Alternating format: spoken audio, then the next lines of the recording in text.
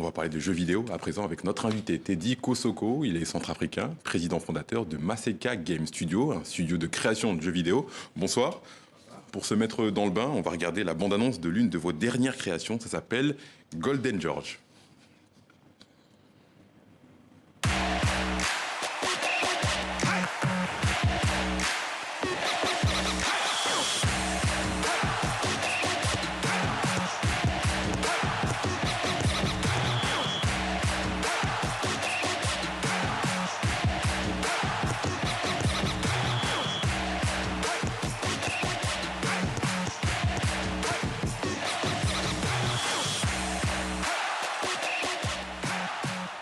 Golden George, disponible depuis le 8 janvier. Bien évidemment, c'est George pour George Weah, la légende du football.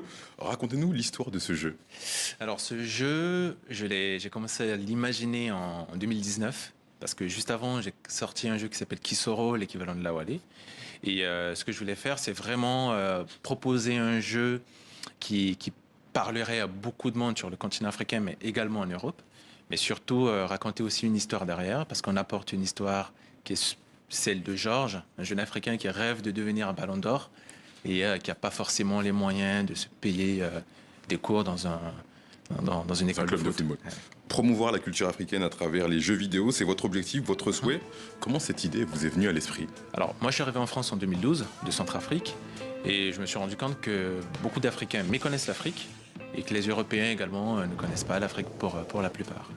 Et à l'école où j'étais, j'ai vu des gens qui n'ont jamais été en Corée du Sud, mais qui connaissaient la culture coréenne, Par cœur. des gens qui connaissaient plein d'histoires sur le Japon, etc., grâce aux jeux vidéo. Et du coup, je me suis dit, il y a quelque chose à faire avec les jeux vidéo sur les histoires, les mythes, les cultures africaines.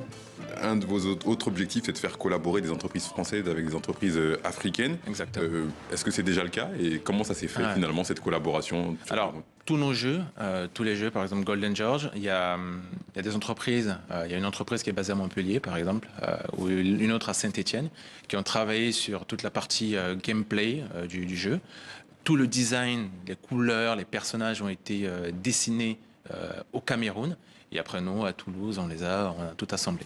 Donc l'idée vraiment est de partager cette vision, la vision africaine, la vision européenne, et voir comment on peut proposer quelque chose au marché, sur le marché, grâce aux jeux vidéo.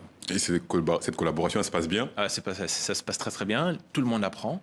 Ceux qui sont en Afrique apprennent de ces technologies des jeux vidéo. Ceux qui sont ici en Europe découvrent l'Afrique. Par exemple, la personne le designer de mon studio de jeux vidéo, tout au début, ne savait même pas dessiner un personnage africain. Et en fait, à force de travailler et collaborer avec les gens qui sont basés sur le continent, aujourd'hui, il a énormément appris de ce continent, de ses histoires, etc. Le marché mondial du jeu vidéo pèse plus de 300 milliards de dollars. Est-ce que dans les prochaines années, selon vous, le continent africain aura son mot à dire dans cette industrie? Alors, c'est quelque chose qui est compliqué aujourd'hui. Il manque quoi finalement? Il manque une plateforme de distribution qui soit adaptée à l'Afrique. En fait, dans mon studio, on est en train de développer une plateforme comme le Google Play Store, mais qui soit adaptée aux réalités des populations africaines. C'est-à-dire que quelqu'un va pouvoir rester au Mali, en Centrafrique, au Kenya, etc., et vendre entre les pays africains. Aujourd'hui, c'est pas possible. Par exemple, le jeu Golden George, on va le sortir en partenariat avec Orange parce que c'est les seules solutions de paiement sur le continent, via les mobile money. Si on met sur le Play Store, l'Apple Store, etc., et qu'on fait payer par carte bancaire, personne n'achètera. Ça ne marchera pas. C'est quoi la suite pour Maseka Game Studio? Conquérir d'autres marchés? Quels sont vos souhaits, vos rêves même pour l'avenir? Ce qui se passe, c'est que d'ici 6 mois, dans 6 mois, on va sortir la plateforme Gara. En Gara, vraiment, c'est la porte d'entrée sur l'Afrique. Alors qu'aujourd'hui, dans cette plateforme, on va y distribuer des applications, des jeux, des livres. On est en train d'essayer de rapatrier des livres de la France vers l'Afrique, des livres qui ont été créés par des Africains ou même par des Européens, mais qui pourraient intéresser le continent africain. Et donc l'idée vraiment va d'abord se déployer au Sénégal, puis en Côte d'Ivoire, etc. et faire en sorte que n'importe qui, n'importe où sur le continent, puisse réussir à vendre des contenus et générer de l'argent en Afrique.